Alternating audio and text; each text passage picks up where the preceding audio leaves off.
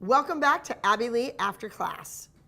We're in the middle of shooting season 7 and things are quite interesting.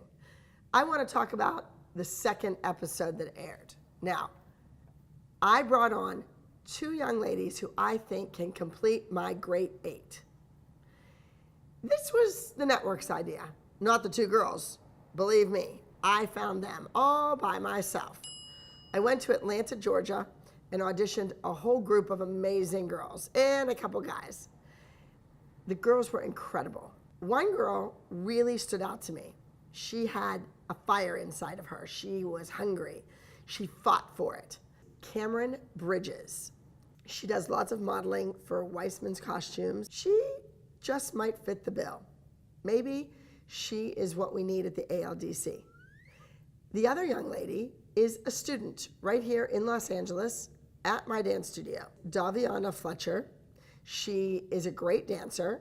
She's strong and she's really well versed. She doesn't have a dominant right side or left side. She's pretty equal. She fits in with the girls. She doesn't talk too much, which I love. And she's a nice kid. Her mother's fabulous. She pays her bills on time. Really, what more can you ask for?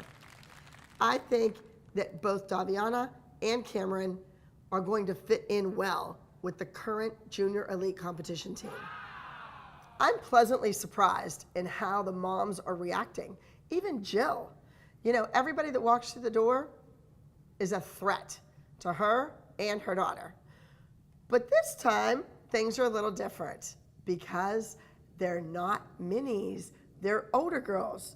These girls are 14 years old. They could look 15, even 16.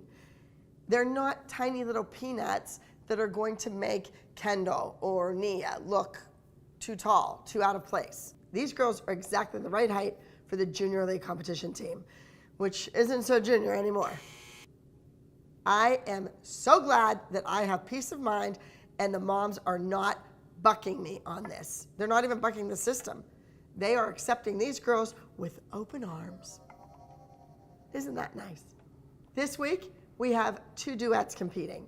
First, I paired up Kendall and Bryn. I want to see the 2 of them go at it. Hopefully, Bryn's long legs, her flexibility, and her desire to improve is going to rub off on Kendall a little bit. Kendall's kick can't just go to here. It's going to have to go just as high as Bryn's does. And then I paired up Kalani and Nia. They're the 2 oldest girls on the team. It's only fitting. Now, do I think these girls dance alike?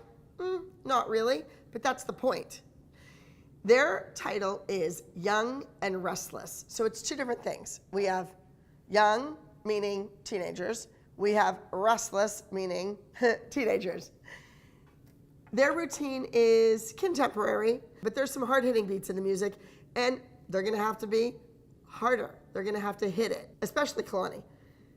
Including Kalani, she's gonna have to actually listen to the music and hit those accents. She can't just be fluid and move through the movements. Not gonna work with this number, especially dancing next to Nia. Now, Nia, she's gonna learn a thing or 2 about straightening her knees, stretching her feet, and being fluid like Kalani.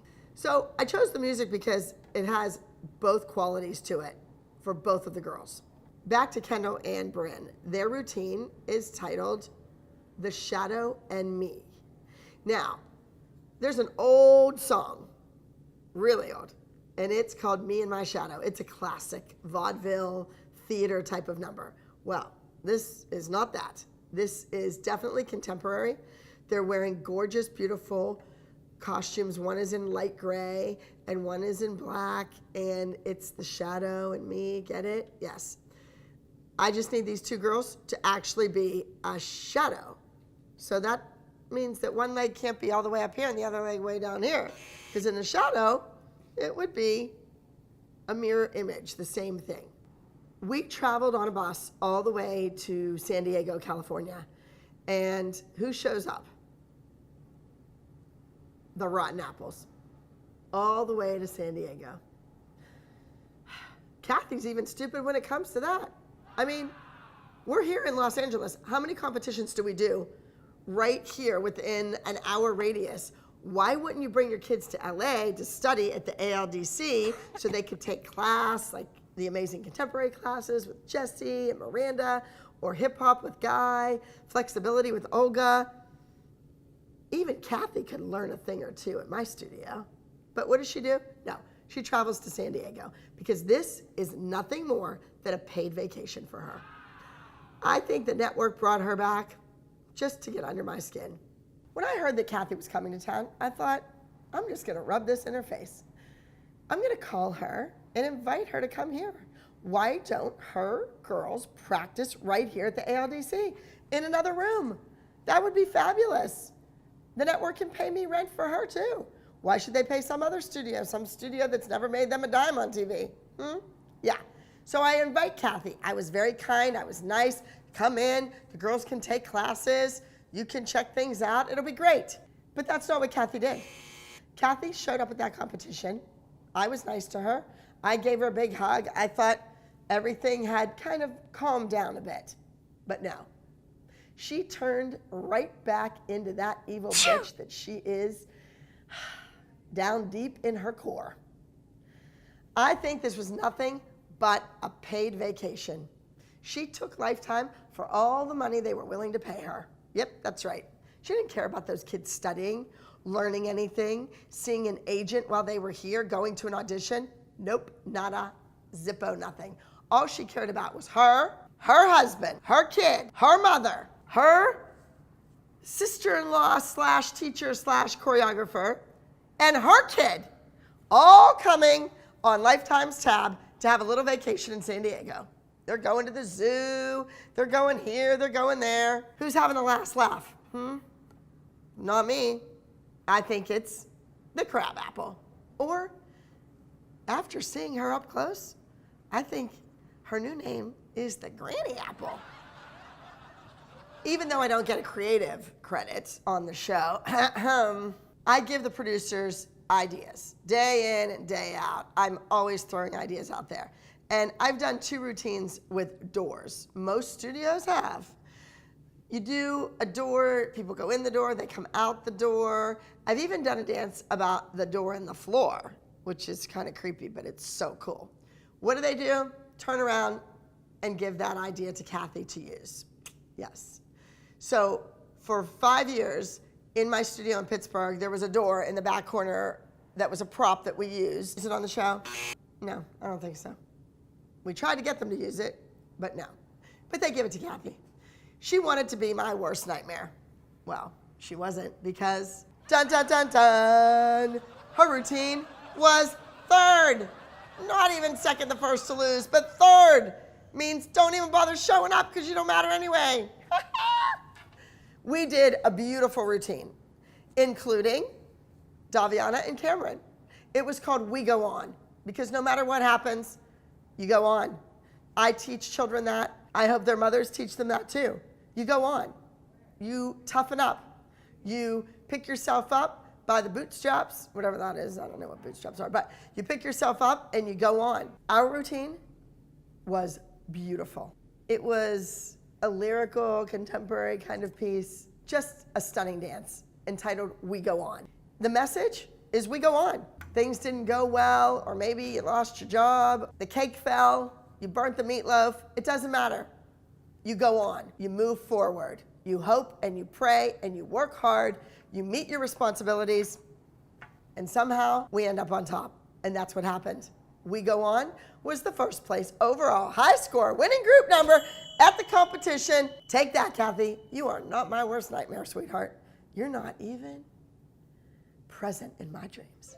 Whenever we go to a competition and the granny apple attends, it's actually my worst nightmare because her behavior in an auditorium packed with students, parents, dance teachers that are my colleagues. Don't forget, I have a studio now in California. So I need to see these people at other competitions. I see them on a regular basis. Cathy is deplorable. Her behavior is that of a screaming 2-year-old that is just behaving like a brat. And now she has her buddy, her backup system.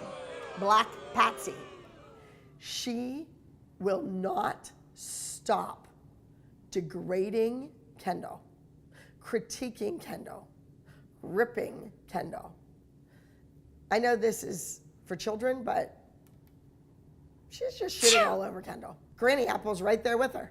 All of a sudden, though, in the audience, Jill's leaving. She's getting up, she's leaving, unless Black Patsy is removed from the premises. Ashley is right there with her. Ashley is suddenly Jill's BFF. Oh, what's going on with this? Because the girls have a duet together, so Ashley is going to have Jill's back all of a sudden. Interesting how the tides turn. I left, so I really don't know what happened with the awards. All I know is that Kalani and Nia were third. And somehow Nia is just thrilled because she thought she was fabulous. You couldn't have been that fabulous or you wouldn't have been third. Let's get real now. And Kendall and Brynn were second place, which is the first to lose. I wasn't there. I left. I had had plenty of Granny Apples. I wasn't going to sit in that auditorium and listen to her mouth and all the crap that comes out of it. Nope. Called Uber, and I was on my way to something bigger and better. Now, the group dance, oh, they won. The routine was absolutely beautiful. Daviana and Cameron, maybe a little rocky in rehearsal, maybe some timing issues, but on stage, they weren't late. They were part of the Great Eight.